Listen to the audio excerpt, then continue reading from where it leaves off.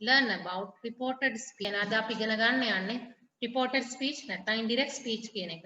මේක පටන් ගන්න ඉගෙන ගන්න grade 9 ඊට පස්සේ අපි grade 10 11 and after that A levels වලටත් මේක ඉගෙන ගන්නවා. මේක සාමාන්‍ය පෙළ ගැන කතා කරනවා නම් ලකුණු පහක් ප්‍රශ්නයක් ඔබට හිමි වෙනවා. ඒ ලකුණු පහත් ඇති ඔබගේ B එකක් A එකක් වෙන්න, C එක B එක වෙන්න මේ ලකුණු පහ ඔබට බලපානවා. එතකොට අපි පළවෙනියෙන් බලමු reported speech කියන්නේ මොනවද කියලා. reported speech කියන්නේ යම්කිසි කෙනෙකු විසින් කරන ලද ප්‍රකාශය තවත් කෙනෙකුට ප්‍රකාශ කිරීමේදී අවශ්‍ය වන ව්‍යාකරණ කොටසක්. ඒ කියන්නේ ඔයාගේ එතන යාළුවෝ දෙන්නෙක් ඔයාලා යාළුවෝ කතා කර ඉන්නවා. එතකොට එතන නොසිටි යාළුවෙක්ට ඔබ කතා කර දේ ප්‍රකාශ කරනකොට මේ reported speech අවශ්‍ය වෙනවා. speech වලදී දරුවනේ ඔබට පේනවා මේ direct speech කියන්නේ ඍජු කතන. ඒ කියන්නේ අපි මූණටම කියන දේ. reported indirect or reported speech කියන්නේ අපි එතන නොසිටි කෙනෙකුට මේ අපි කතා කරපු දේ වාර්තා කිරීමේදී අවශ්‍ය වෙන දේ. එතකොට දරුවනේ direct speech එකේදී අවශ්‍ය වෙන වචන තමයි say, tell, ask. මූලික ලක්ෂණ දෙකයි. say, tell, ask කියන වචන තියෙනවා. මාලා for example මාලා says. උද්දෘත ලකුණු ඇතුලේ තියෙනවා I eat rice. මාලා says. indirect speech එකේදී දරුවනේ ඒකට මොකද වෙන්නේ? මේ say කියන එක said that වෙනවා. මේ that කියන එක සමහර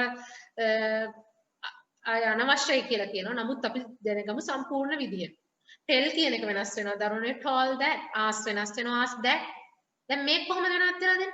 මාලා says, මාලා said that. මාලා tells කියලා තිබුණා. මාලා told that. මාලා asked that. ඒ විදිහට වෙනස් වෙන්න තිබුණා. ඊළඟ වෙනස තමයි දරුවනේ use inverted commas. ඔබට පේනවා. මේ යම් ඍජු කතනයේදී නැත්නම් direct speech එකේදී අර තිබුණු මේ උද්දෘත ලකුණු ඇතුලේ ඒ ප්‍රකාශිතය ප්‍රකාශ කළ ප්‍රකාශනය තියෙනවා. නමුත් indirect speech එකේදී එම inverted commas නැත්නම් උද්දෘත ලකුණු භාවිතයක් නැත. මෙතන තිබෙනවා මෙතන නැහැ.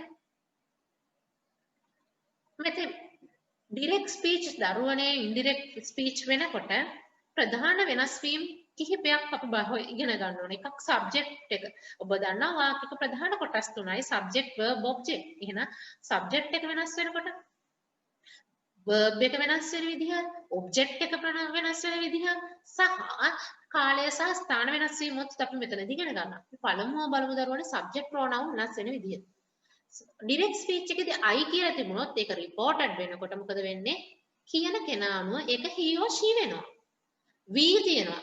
we එක කියන කෙනා අනුව එතන කියන කෙනා නෙමෙයි. we එක they වෙනවා. you එක I වෙනවා. object pronoun ඒ කියන්නේ කර්මය වෙනස් වෙන්නේ. me එක him or he වෙන her වෙනවා. කරන ප්‍රකාශිතය කවුද ගැහණු පුරුෂ ભેදය අනුව. as එක them වෙනවා. your කියන එක me වෙනවා. changing time and places මේවා නම් පුතේ කටපාඩමින් වගේ දැනගන්න ඕන. ඔබ reported speech ප්‍රායෝගිකව පුහුණු වෙන වාරයක් පාසා ඔබට මේක පුරුදු වෙනවා. today අද කියන එක පුතේ reported වෙනකොට that day. yesterday ඊයේ reported වෙනකොට the day before, the previous day.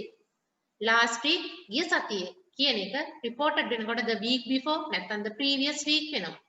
next week ඊළඟ සතියේ. next කියන එක following වෙනවා. tomorrow හෙට, the next day, the following day. now, then, here, there, this, that වශයෙන් වෙනස් වෙනවා. ඊළඟට බලමු දරුවනේ changing be verbs. be verbs වෙනස් වෙන ආකාරය. be verbs නම් I නම් දරුවනේ am, we නම් be verb එක I එකේ am වෙනවා, be එකේ are, you එකේ are, he එකේ is, she is, it is, they are. මේ am එක වෙනස් වෙනවා was. උදාහරණයක්. මාලා says I am a girl. එහෙනම් reported වෙනකොට මාලා said that I කියන එක වෙනස් වෙනවා දරුවනේ. එයා ගැහණු කෙනෙක්. එහෙනම් she am එක වෙනස් වෙනවා was. she was a girl. මාලා says that for example මාලා says it is a dog. එහෙනම් කොහොමද වෙනස් වෙන්නේ? මාලා says that it was a dog. Mala says we are happy. Mala said that they were, we කියන එක they වෙනවනේ. They were happy. was were කියන ඒවා past tense තිබුණොත් දන්නවා ඔබ past tense එකක් වෙනස් වෙන්නේ past perfect විදිහට. එහෙනම් was were වෙනස් වෙනවා had been වශයෙන්. direct changes in tenses මෙතන තමයි වැදගත්ම තැන. මෙතන තමයි ඔබ පටලවා ගන්න තැන. අපි දන්නවා ප්‍රධාන වශයෙන් tenses තුනයි present tense, past tense සහ future tense. present tense කියන්නේ වර්තමාන කාලය, past tense අතීත කාලය, future tense අනාගත කාලය. present tense එකේ present simple එකත් කොටස් හතරකට බෙදලානේ. එතකොට present simple tense කියන්නේ දරුවනේ අවශ්‍ය වෙන කොටස් දෙකකදී එකක් දෛනික ක්‍රියා ප්‍රකාශ කරන්න. ඔබ උදේ සිට රාත්‍රිය වෙනකන් දෛනිකව කරන ක්‍රියා. උදේ කන්න නැගිටලා කනවා බොනවා නිදා ගන්න ඒ සියලුම ක්‍රියා ප්‍රකාශ කිරීමට present simple tense අවශ්‍යයි. සහ මිනිසාගේ පාලනයෙන් තොර ස්වභාවික ක්‍රියා මොනවද? ගස් මේ වැනෙනවා, මල් පිපෙනවා, ඉර පායනවා, ඒ වගේ ක්‍රියා කියන්නත් ඕන වෙනවා. සූත්‍රය දරුවනේ subject verb object. subject ක්‍රියාව කර්ම කර්තෘ verb ක්‍රියාව object කර්මය. උදාහරණයක් මාලා says I eat rice. I had a සියලු මේක වචන වලට දරුවනේ verb එකට SOES එකතු වෙයි. එතකොට මේකදී present tense දරුවනේ convert වෙන්නේ past simple tense වශයෙන්. එතනදි වෙන්නේ subject එක වෙනස් වෙයි. verb එක දරුවනේ verb present tense නේ මෙතන තියෙන්නේ. ඒක verb past tense වෙනවා. මාලා says I ate rice. මම කිව්වා මාලා හැමම ලිව්වා. says දරුවනේ වෙනස් වෙනවා said that වශයෙන්. එතකොට I එකේ කියන කෙනා ගැහණු කෙනෙක්නේ. එහෙනම් ඒක she වුණා. eat එක මොකද උනේ? past tense una ate rice. present simple tense past tense una. present continuous subject am is a verb ing object.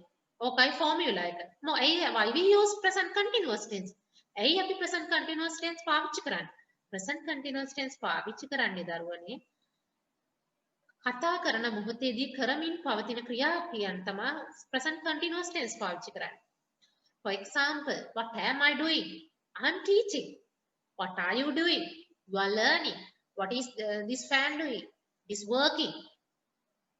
Okay, like that.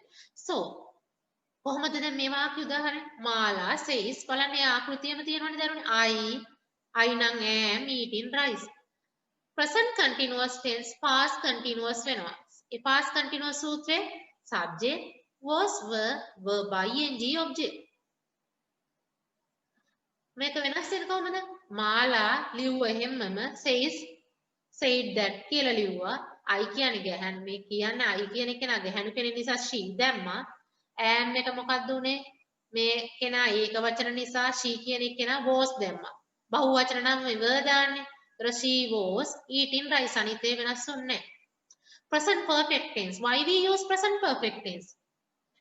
කතා කරන මොහොත වන විටම සිදු කළ ක්‍රියා අවසන් කළ ක්‍රියා කියන්නේ මම මේ දැන් ආව විතරයි මම කාලය ඉවරුණා විතරයි සහ පුරාජය කියන්නේ පුරසාරම් කීමට මම අරයවා ගිහිලා තියෙනවා මෙහෙ ගිහිලා තියෙනවා මෙයා හම්බෙලා තියෙනවා ඒවා කියන්න තමයි මේක ඕන වෙන්නේ සූත්‍රය subject has have verb past participle object උදාහරණය මාලා says subject එකයි I එකට ගැලපෙන්නේ have eaten rice. I have eaten rice. ඒක දරුවනේ past perfect වෙනවා. present perfect past perfect. එතකොට වෙන්නේ අර has have එක තියෙන්නේ. මේ has have එක had වීමක් නෙවෙන්නේ. බලන්න මාලා says that I එක she වුණා. has have had වුණා eaten rice. ඔන්න ඔච්චරයි සරලව කියන්නේ. present simple tense past simple tense una present continuous tense past continuous una present perfect tense past perfect tense una change in models වල භාවිතයන් දැනගන්න models වෙනස් වෙන්නේ දරුවනේ can භාවිතා වෙන්නේ පුළුවන් කියන්න සහ අවසර ගැනීමේදී එතකොට can එක වෙනස් වෙනවා could විදිහට මාලා says I can run කොහොමද වෙනස් වෙන්නේ මාලා says එක said that I එක she වුණා ගැහණු කෙනෙක්නේ can එක විතරයි වෙනස් වෙන්නේ models වල වෙනස් වෙන්නේ model එක පමණයි ඊට පස්සේ verb එක වෙනස් වෙන්නේ she could run දරුවනේ can එක විතරයි මෙතන වෙනස් වුනේ. මේ could run එක වෙනස් වෙන්නේ නැහැ. මාලා will එක වෙනස් වෙනවා would එකට. මාලා says I would come. I එක වෙනස් වෙනවා she කියන කෙනා ගැහණු කෙනෙක්නේ. will එක වෙනස් වෙනවා would. come එක වෙනස් වෙන්නේ නැහැ. need කියන එක needed වෙනවා. මාලා says I need 5 books. එහෙනම් කොහොමද වෙනස් වෙන්නේ? මාලා says එක වෙනස් වෙනවා said that. I එක she needed එක needed 5 books. මාලා says shall එක වෙනස් වෙනවා should විදිහට. මාලා says I shall join with you. එහෙනම් මාලා said that I කියන්නේ ගැහණුනේ she shall එක වෙනස් වෙනවා should විදිහට join with me. you නේ පුතේ. object විදිහට එනකොට මාලා says I must go home. එහෙනම් කොහමද? මාලා said that I එක ගැහණු කෙනෙක් she must කියන එක වෙනස් වෙන්නේ දරුවනේ had to go home. අනිත් verb එකෙන් වෙනස් වෙන්නේ නැහැ මෙතනදී. මේ කියන එක වෙනස් වෙනවා might විදිහට. මාලා says she may come. එතකොට මාලා says she මේ කියන එක she එක වෙනස් වෙන්නේ නැහැනේ. she මේ කියන එක might come. දැන් බලන්න can එක could උනා, will එක would උනා, needed උනා, shall should උනා, must had to උනා, මේ might උනා.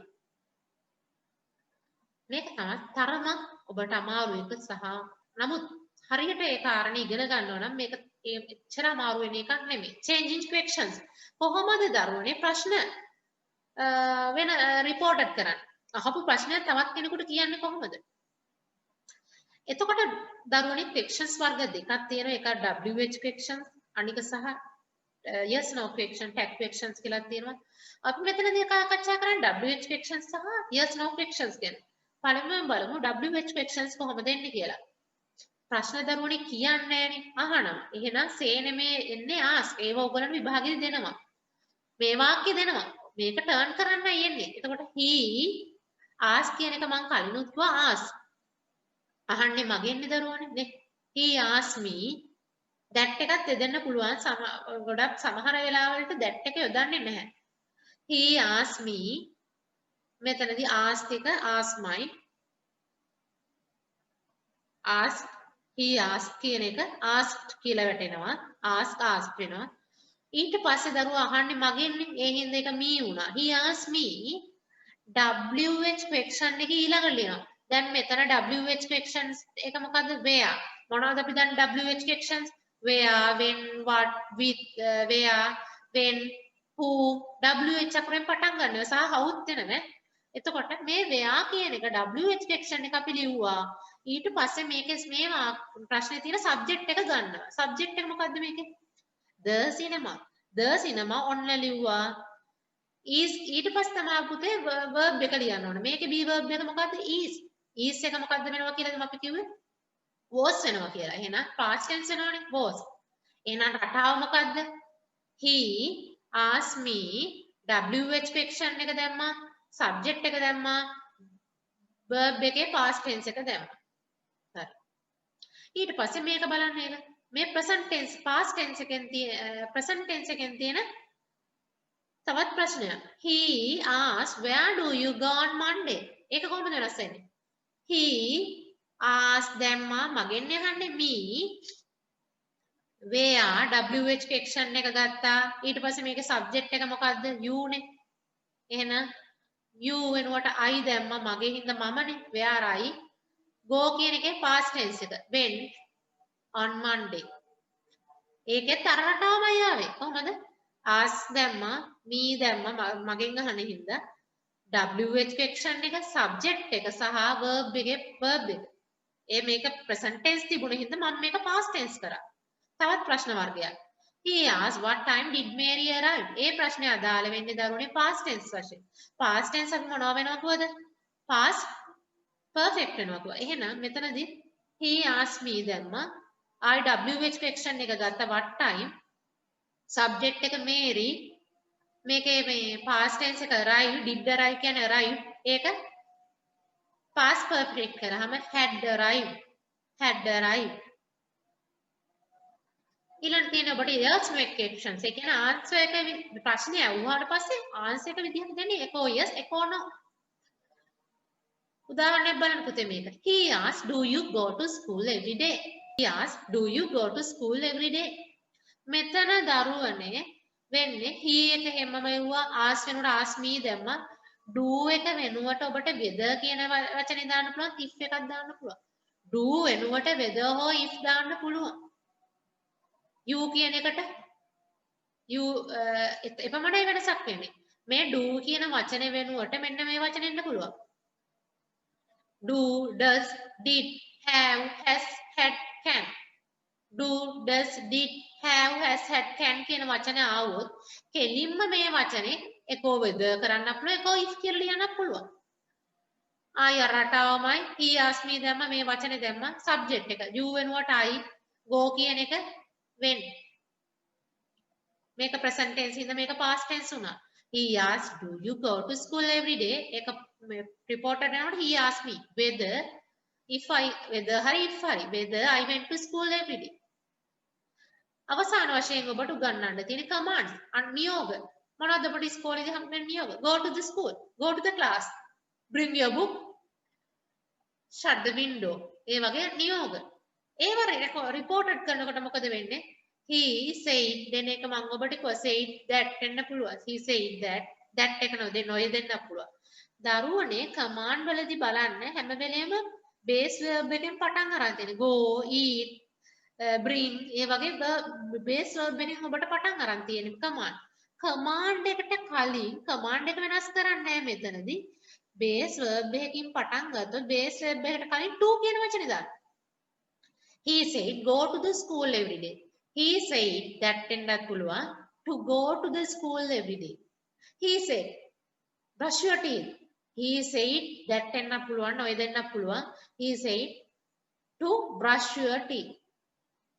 brush my teeth. ඔබට පේනවා ඇති මේ grade 9 වල reported speech ප්‍රශ්න ටික. නේ? The teacher said to us you need to select 3 optional subjects. grade 10 වල මේක බලමු. right මේ grade 10 වල තියෙන reported speech ආශ්‍රිත ප්‍රශ්නය. write the following in reported speech. කොහමද? Nikki said I was hungry.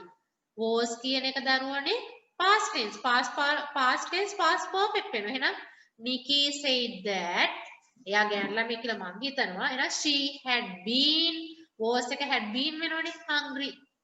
mother said I am busy. එහෙනම් mother said that she am එක past tense වෙනවා was busy. Rakit said we are happy. Rakit said that we එක they වෙනවා they were happy. Mr. Munavira said the children played well. Mr. Munavira said that the children played කියන past tense past perfect වෙනවා. එහෙනම් had played well. They said we lived here for 10 years. They said that we එක they වෙනවා they had lived here එක there වෙනවා there for 10 years. මේ 11 වසර ප්‍රශ්න. He said I am very interested in music. Reported වෙනකොට he said that he මෙතන වෙනස් වෙන්නේ was very interested in music. The children said we will clean our classroom. The children said that they we එක they වුණා they would will එක would වුණා clean අපේ නෙමෙයි ඔවුන් කියන්නේ දැන් their classroom. My sister said I can finish this project in 2 weeks. දරුවනේ මෙතනදී model එක විතරයි වෙනස් වෙන්නේ. My sister said that she could finish this එක that වෙනවා that project in 2 weeks. You must එක had to වෙනවා. Our teacher said that I එක දැන් අපිටනේ එහෙනම් we had to study hard. Kamal said I bought a new dictionary yesterday. Kamal said that පිරිමියෙන්නේ now he bought past tense තියෙන past perfect වෙනවා had bought a new dictionary previously. මේ 12 අවතරේ ප්‍රශ්න ටික. ඉතින් ඔබට පේනවා එකම ටිකක් තමයි 9 සිට 13 දක්වාම ආවේ එකම ප්‍රශ්න ආශ්‍රිතව WH questions ප්‍රශ්න ටිකක් විතරයි මෙතන තිබුණ නැත්තේ. නමුත් ඔබට පේනවා reported speech කියන පාඩම වැදගත් වෙනවා 9 වසරේ සිට 13 වසර දක්වාම අයින් වෙන්නේ නැහැ කොතනකදීවත් සහ ඊට පසු ජීවිතයේත් ඔබට ඕන වෙනවා. නමුත් මම විභාගයක් ආශ්‍රිත මූලික කරනවා නම් මේක අවශ්‍ය කරන දිගු කාලීනව. ඒ නිසා දැනගන්න reported speech වල වෙන ප්‍රධාන වෙනස්කම් subject එක වෙනස් වෙනවා, object එක වෙනස් වෙනවා, verb එක be verbs සහ අනිත් verbs වෙනස් වෙනවා, tenses වෙනස් වෙනවා, tenses නම් present tense past tense වෙනවා, past tense past perfect වෙනවා, present continuous past continuous වෙනවා, model වෙනස් වෙනවා. සහ places සහ time වෙනස් වෙනවා. මෙන්න මේක පමණයි ඔබට එන්නේ. ඉතින් අපේ විෂයේදී නීති ටික දැනගෙන පමණක් මදි. බොහෝ දුරට ඔබ ප්‍රැක්ටිස් වෙන්න ඕන විවිධ වගේ ආශ්‍රිත ප්‍රශ්න කරලා. එතකොට ඔබට මේ රිපෝටඩ් ස්පීච් ප්‍රශ්නය හරහා ලැබෙන ඕනෑම ප්‍රශ්නයකට හොඳ කදිම නිපුණත්වයකින් උත්තර ලියන්න පුළුවන්. එහෙනම් නැවත තවත් ග්‍රාමර් පාඩමකින් අපි හම්බ වෙමු. එතෙක් ඔබට ආයුබෝවන්.